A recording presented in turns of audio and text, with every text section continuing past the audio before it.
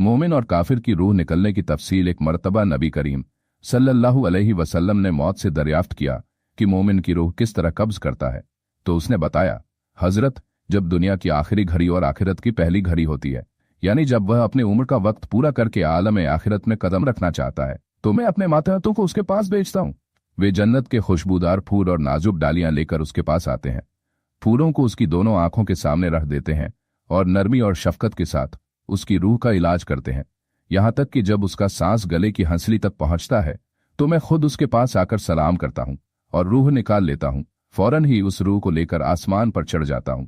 फरिश्तों के जिस झुंड से भी उस रूह का गुजर होता है, उनकी तरफ से मरहबा और जज़ाकल्लाह के नारे बुलंद होने लगते हैं, यहां तक कि वह पाक रूह अल्लाह ताला के अर्श के सामने खड़ी कर दी जाती है। अल्लाह ताला फरमाता है, पाक रूह और मुतमिन नफ्स को मरहबा और सलाम, जो रूह बदन में अपना घर बनाए हुए थी। फिर हुक्म होता है, फरिश्तों, मेरे बंदे का नाम इल्लीन के दफ्तर में लिखो। फरिश्ता उसकी रूह को जन्नत में ले जाता है और वहां की तमाम नेमतें जो उसके लिए तैयार की गई थीं उसे एक एक करके दिखाता है। जब यह सब हो जाता है तो उस मोमिन की रूह फिर उसके जिस्म की तरफ वापस कर दी जाती है। जब रूह वापस आती है तो वह अपने गुस्ल की जगह हनूत का बर्तन और कफन वगैरह की तैयारियां देखती है।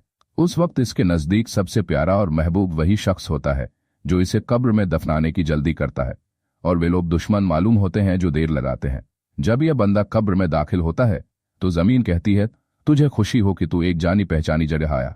जब तू मेरी पीठ पर था उस वक्त भी मैं तुझे दोस्त रखती थी, तो आज जब तू मेरी गोद में आया है तो मैं क्यों ना तुझे चाहूं।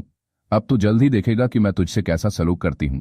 चुनाचे उसकी कब्र हदे नजर तक वसीया हो जाती है। उसके अहबाब और रिश्तेदार जब कब्रिस्तान से वापस चले जाते हैं तो कब्र में दो फरिश्ते मुनकर और नकीर आते हैं। वे सवाल करते हैं, तेरा रब कौन है, तेरा दीन क्या है और तेरे नबी का नाम क्या है। वह शख्स जवाब देता है, मेरा रब अल्लाह है, मेरा दीन इस्लाम है और मेरे नबी हजरत मोहम्मद सल्लल्लाहु अलैहि वसल्लम है। मेरा इमाम कुरान पाक है। जब मुनकर उसे सख्ती से परखते हैं और सवाल करते हैं तो वह कहता है, क्या तुम। जब फरिश्ते किसी मोमिन से सवाल करते हैं और वह जवाब देता है, क्या तुम मुझे मेरे दीन से फितने में डालना चाहते हो, मैं तो इसके अलावा कुछ नहीं जानता, तब फरिश्ते उसे इत्मीनान दिलाते हैं, ए नेक नफ्स बंदे, तूने सच कहा। बेशक तू इसी अकीदे पर जिया, इसी पर मरा और इसी पर उठाया जाएगा। फिर फरिश्ते जहन्नम का दरवाजा खोलकर कहते हैं, जरा इधर देख। जब वह शख्स जहन्नम की तरफ देखता है तो वह भड़कती हुई आग और उसके दर्दनाक अजाब को देखकर कांप उठता है और उसकी आंखों में आंसू भर आते हैं। यह देखकर फरिश्ते उसे इत्मीनान दिलाते हैं, तो घबराए मत, यह तेरा ठिकाना नहीं है।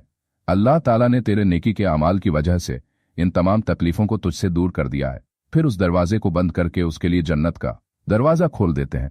लेकिन इसके उलट जब किसी काफिर की दुनिया की आखिरी घड़ी और आखिरत की पहली घड़ी आती है तो मैं अपने साथियों को उसके पास भेजता हूं। ये फरिश्ते आग के भड़कते हुए शोले और जकूम के पेड़ की शाखें लेकर उसकी आंखों के सामने खड़े हो जाते हैं। वे निहायत सख्ती और शिद्दत के साथ उसकी रूह निकालना शुरू करते हैं, यहां तक कि जब उसकी रूह गर्दन तक पहुंचती है तो वह फरिश्ते उसे छोड़कर आसमान पर चढ़ जाते हैं और मैं खुद उसकी तरफ उतरता हूं और उसे अजाब इलाही और जहन्नम के दर्दनाक मंजर, जब किसी काफिर की रूह निकाली जाती है तो मैं उसे इलाही और जहन्नम के अलमनाक मंजर की खबर देकर निहायत बेरहमी से उसकी रूह खींच लेता हूं।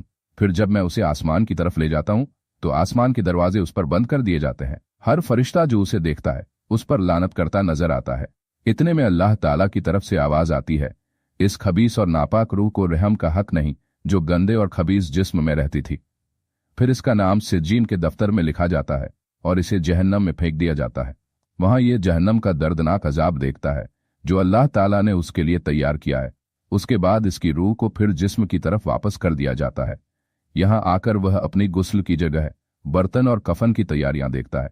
उस वक्त इसे सबसे प्यारे वो लोग लगते हैं जो इसे दफनाने में देर लगाते हैं, और वे लोग इसे सख्त दुश्मन मालूम होते हैं जो इसे जल्दी से दफनाने की कोशिश करते हैं। जब इसे लकड़ी की सवारी पर लाद कर कब्र की तरफ ले जाया जाता है तो यह 3 बार बड़ी हसरत भरी आवाज में पुकारता है। इसे इंसानों और जिन्नात के अलावा बाकी तमाम मखलूक सुनती है। वह कहता है, ए मेरे पड़ोसियों, दोस्तों और दुनिया के दुख दर्द के शरीकों और मेरे साथियों, ए वक्त पर मेरे काम आने वालों और मेरी लाश उठाने वालों, ये सुन लो कि जिस तरह मुझे इस दुनिया की जिंदगी ने धोखे में डाला उसी तरह तुम्हें भी धोखे में न डाल दे, और जिस तरह मुझे इस दुनिया ने खेल तमाशे में उलझा दिया उसी तरह तुम्हें भी न उलझा दे। यही तमाशा और दफलत अल्लाह के अजाब का सबब बनता है। फिर जब उसे कब्र में रखा जाता है तो जमीन कहती है, मुझे अफसोस है कि तुझे क्या हो गया, अल्लाह की इज्जत और जलाल की कसम, जब तू मेरी पीठ पर चलता था तो मैं तुझसे नफरत करती थी, और अब जब तू मेरे गड्ढे में आ पड़ा तो मैं तुझे अपना दुश्मन क्यों ना समझूं। जल्द ही तू देखेगा कि मैं तेरे साथ कैसा सलूक करती हूं। यह कहकर कब्र उस पर तंग हो जाती है और हर तरफ से उसे दबाने लगती है। जब उसके अजीज और करीबी रिश्तेदार कब्रिस्तान से वापस चले जाते हैं तो उसी वक्त मुनकर नकीर आकर उससे सवाल करते हैं, तेरा रब कौन है, तेरा नबी कौन है और तेरा दीन क्या है। वह जवाब देता है, मैं कुछ नहीं जानता। फरिश्ते कहते हैं, तूने कुछ नहीं जाना और कुछ नहीं पढ़ा। इसके बाद मुनकर नकीर उसके लिए जन्नत की एक खिड़की खोलते हैं। उसे देखकर वह बहुत खुश होता है, मगर फरिश्ते कहते हैं, खुश मत हो, यह तेरा ठिकाना नहीं है। अल्लाह ने तेरे कुफ्र, शिर्क और नाफरमानी की वजह से तुझे इन तमाम नेमतों से महरूम कर दिया है। प्यारे दोस्तों, इसी तरह की हम आपके लिए वीडियो लेकर आते रहेंगे।